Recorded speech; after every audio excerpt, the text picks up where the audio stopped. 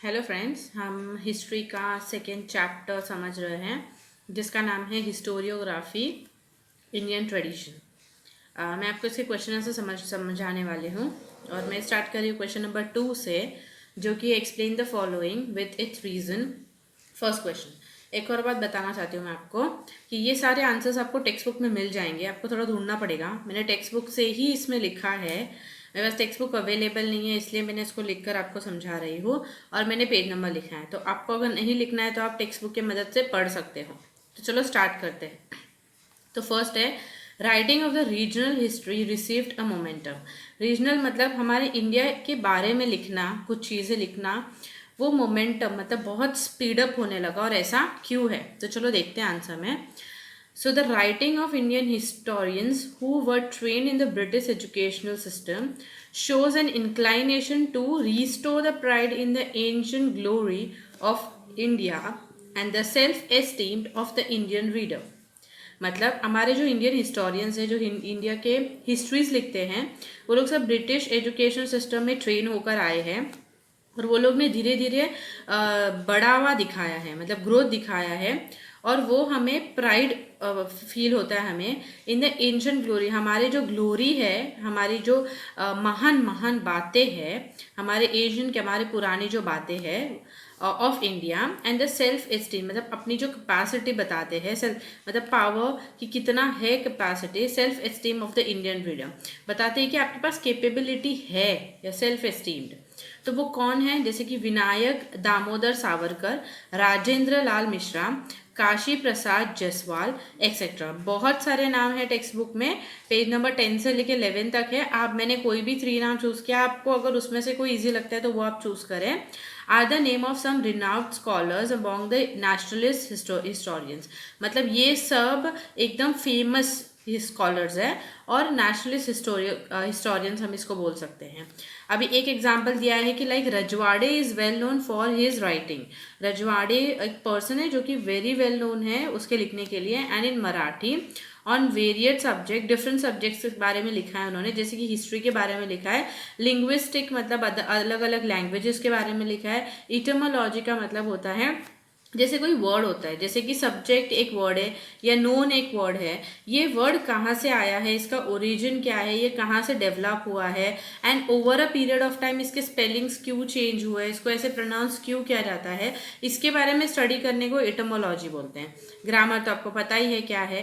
The nationalist historiography provided a momentum, और इसके वजह से नेशनलिस्ट, ये जो नेशनलिस्ट है जो दूसरे कंट्री से सीख कर आए हैं और नेशन वाइड फेमस है, ये लोग ने रीजनल हिस्ट्री को बहुत ज़्यादा इंपॉर्टेंट देकर इसको आगे बढ़ाने की कोशिश की है। सेकेंड क्वेश्चन है, bakhar is an important type of historical documents. मतलब भकार एक टाइप है, इसको डॉक्यूमेंट्स का नाम दिया गया है कि एक टाइप है। जैसे हम बोलते हैं हिस्ट्री एक बुक है, ज्योग्राफी एक बुक है, वैसे ही भकार एक टाइप है जिसको एक डॉक्यूमेंट बोला जाता है। आपको पेज नंबर 9 पे मिल जाएगा। Bakhar is an important type of historical documents of medievals time. Medieval मतलब ये एक ऐसा हिस्ट्री लिखने का तरीका है, कभी का है, मेडिवल टाइम्स का। मेडिवल मतलब जब चीज़ों के बारे में इन्वेंट होना चालू हुआ था, डेवलप होना चालू हुआ था, लोग सर्च करते थे चीज़ों, वो मेडिवल टाइम है। मिडल एज जिसको बोलते हैं हम। It contains eulogies of the heroes and the stories of historical event. Eulogies of the hero मतलब उनकी सारी अच्छी अच्छी बातें, महान महान बातें, और उनके स्टोरीज। हिस्टोरिकल इवेंट्स मतलब पहले के इवेंट्स के बारे में, बैटल्स के बारे में जो उन्होंने लड़ाई की है।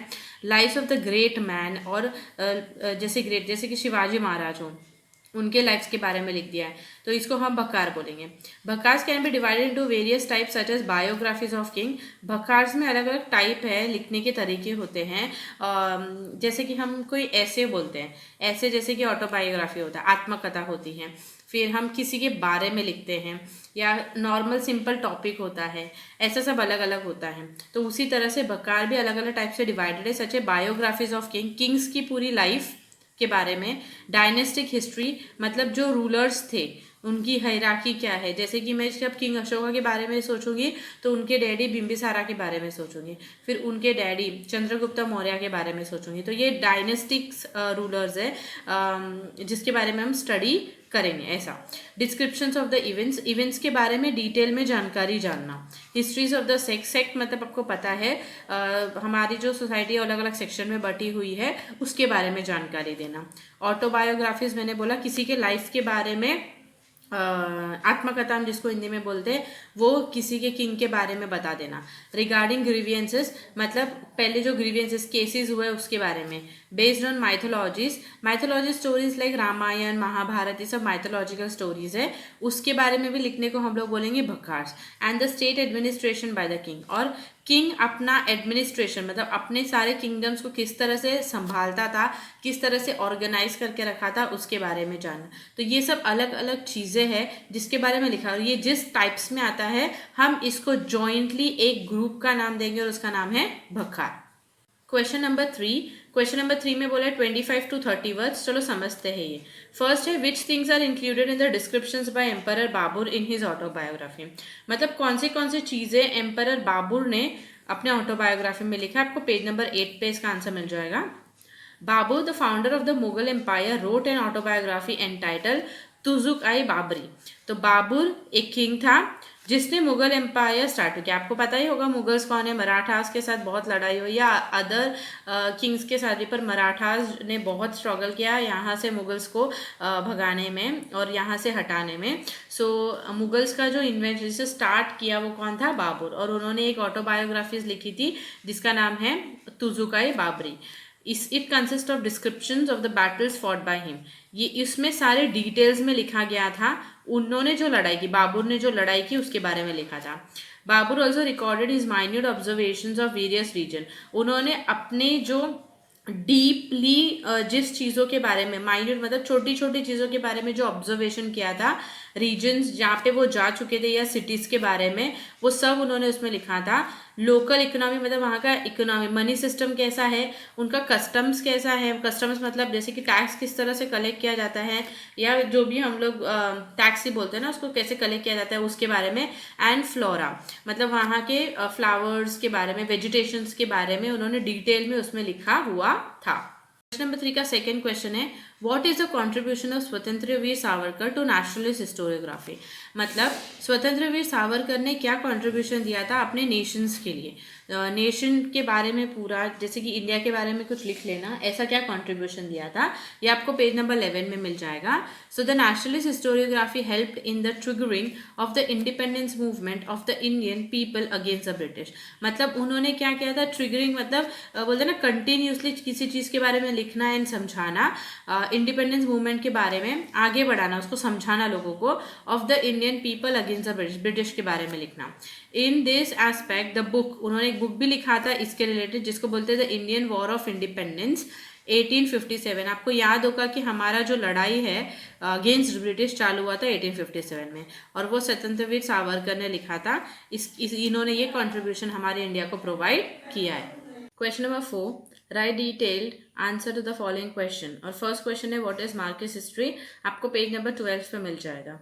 इसका first point, the concern for the means of production, modes of production and the industrial relations were at the centre in the writing of market history. Market history का मेन एम क्या है कि मीन्स ऑफ प्रोडक्शन क्या है, मतलब आप कुछ भी अगर प्रोड्यूस करते हैं तो आप क्या प्रोड्यूस करते हैं, लाइक आप क्लोथ प्रोड्यूस करते हैं या ज्वेलरी प्रोड्यूस करते हैं या कोई आर्टिफिशियल चीज़ प्रोड्यूस करते हैं, आप किससे बिलोंग करते हैं।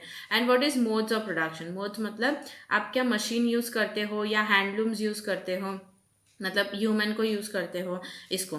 एंड इंडस्ट्रियल रिलेशंस मतलब इंडस्ट्रीज किससे रिलेटेड है, और ये सब चीज़ के बारे में मार्केट हिस्टोरियंस जो है ये ज़्यादा ध्यान देते हैं।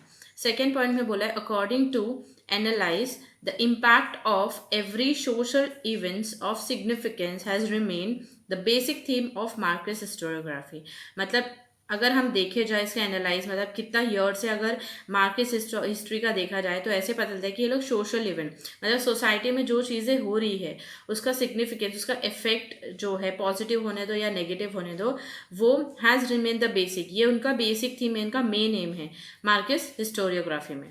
Marxist historians in Indian studies the transitions within the caste system. Marxist historians और भी क्या चीज़ों के बारे में जानकारी निकलते हैं transition with in the caste system के बारे में पूरा डिटेल में इन प्रोसेस बोलते हैं ना कि कैसे चेंजेस हुए over a period of time, start कैसे हुआ रहेगा, ये सब चीज़ के बारे में भी वो लोग ध्यान देते हैं.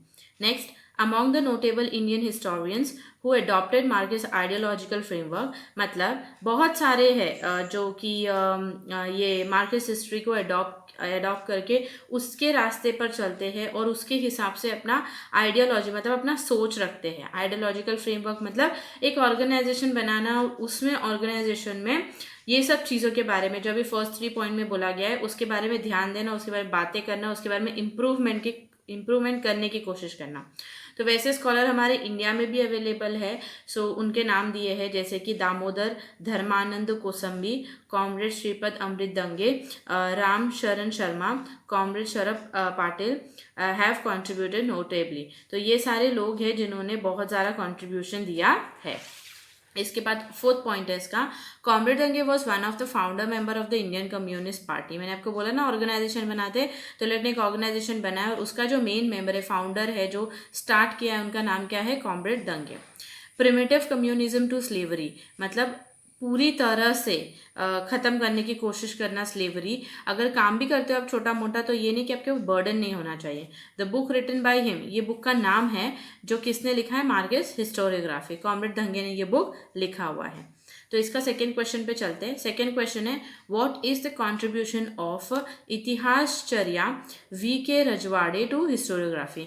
इतिहासचर्या आपको समझ में आएगा एक्चुअली क्या है, हम धीरे धीरे आगे बढ़ते हैं. और वी के रजवाड़े जो कि ये भी हिस्टोरियंस है जो हिस्ट्री लिखते हैं. Rajwade is a well known of his writing in Marathi. Rajwade person mostly Marathi में लिखते हैं बुक्स ऑन वेरियस सब्जेक्ट. ये वाला पॉइंट मैं पहले भी समझा चुकी हूँ आपको, जैसे कि हिस्ट्री, लिंग्विस्टिक मतलब डिफरेंट लैंग्वेजेस में के बारे में लिखना. इटमोलॉजी, वर्ड कहाँ से डेवलप हुआ, इसका ओरिजिन क्या है, जैसे कि वेरियड सब्जेक्ट या वेल नोन सब्जेक्ट, पहले क्या था, अभी क्या इसका स्पेलिंग, क्यों यूज़ किया जाता है, वो सारी चीज़ों के बारे में जानकारी. एंड ग्रामर के बारे में पता है, ये सब चीज़ के बारे में लिखते हैं ये. He was of the firm opinion that we should write our own history. उनका ये था कि हमें अपनी ओन हिस्ट्री लिखनी चाहिए, किसी और से हमें हिस्ट्री को रिलेट करना नहीं चाहिए, किसी और से ढूंढना नहीं चाहिए. He compiled and edited 22 volumes of मराठ्यांच्या इतिहासाची साधने. उन्होंने एक बुक लिखा था, ये बुक का नाम है 22 वॉल्यूम्स मतलब 22 बुक्स उन्होंने बोलते ना पार्ट 1, पार्ट 2, पार्ट 3 ऐसे, तो उसको 22 वॉल्यूम बोलते हैं. ऐसे 22 पार्ट उन्होंने लिखा था.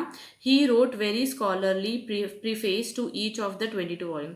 उन्होंने बहुत स्कॉलरली मतलब बताया बहुत स्मार्टली उन्होंने प्रीफेसेस मतलब पूरा डिटेल में हर एक, जब भी बुक आता था तो पहले की बुक के बारे में थोड़ा बहुत उसमें लिखा हुआ रहता था विथ इंट्रोडक्शन कि ये बुक किससे रिलेट करता है, क्या है, पूरे 22 वॉल्यूम में. इतने स्मार्ट वो. ही stated history is all inclusive image of the past society. वो बोलते हैं कि हिस्ट्री जो है वो सारी चीज़ें इंक्लूड करता है, इमेजेस इंक्लूड करता है हमारे पास्ट में जो चीज़ें हुए हैं वो उस चीज़ के बारे में. और हिस्ट्री का मतलब आपको पता ही होगा, it does not include only the stories of the political image. बोलते हैं कि हिस्ट्री सिर्फ पॉलिटिकल इमेज के बारे में लिखना नहीं, कॉन्स्पिरेसीज एंड वॉर मतलब जो अप्स एंड डाउन्स हुए हैं, जो प्रॉब्लम्स क्रिएट हुए हैं, जो भी सिचुएशन हुआ है, and wars of seizing power. और वॉर्स ऑफ मतलब लोग वॉर के बारे में लिखते हैं, किंग्स के बारे में लिखते हैं, सिर्फ इसके बारे में नहीं. He insisted that history should be written only using the authentic documentary source. बोलते हैं अगर आप हिस्ट्री लिखते हो तो आपके पास ऑथेंटिक मतलब परफेक्ट बोलते हैं ना up to date and perfect, no fake, it should not be fake, documentary source होना चाहिए ताकि प्रूफ बताने के लिए कि जो भी हिस्ट्री लिखा है it is not fake, it is actually true. Thank you friends for watching my video. Please like, share and subscribe to my channel. Thank you. Bye bye.